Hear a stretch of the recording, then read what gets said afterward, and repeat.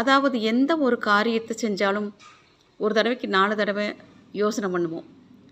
அப்படி தான் செய்யணும். யோசனை பண்ணி செய்யணும். இதனால் என்ன நமக்கு நன்மை வரும்? என்ன தீமை வரும்? இதனால் மற்றவங்களுக்கு ஏதாவது கஷ்டம் வந்துருமா? நம்ம செய்கிறதுனால அப்படியெல்லாம் நிறைய யோசிப்பேன். நானெல்லாம் நிறைய யோசித்து தான் செய்வேன். ஆனால் கருத்தும் கேட்பேன் ஒரு சிலர்கிட்ட. என் மேலே உண்மையான அக்கறை இருக்கிறவங்ககிட்ட கேட்பேன். என்னை டிஸ்கரேஜ் பண்ணுறாங்க வர அவங்ககிட்ட நான் இந்த மாதிரி விஷயங்கள் நான் வந்து கண்டிப்பாக சொல்லவே மாட்டேன். எனக்கு தெரியும் யார் யாரெல்லாம் வந்துட்டு டிஸ்கரேஜ் பண்ணுவாங்க, என்கரேஜ் பண்ணுவாங்க.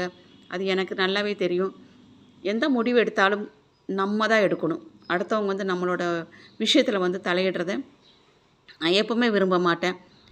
அடுத்தவங்க சொன்னாலும் காதில் வாங்கிட்டு நான் பாட்டுக்கு என்னோடய வேலையை பார்த்துட்டு போயிட்டே இருப்பேன். அப்போ தான் நம்ம வாழ்க்கையில் முன்னுக்கு வர முடியும்.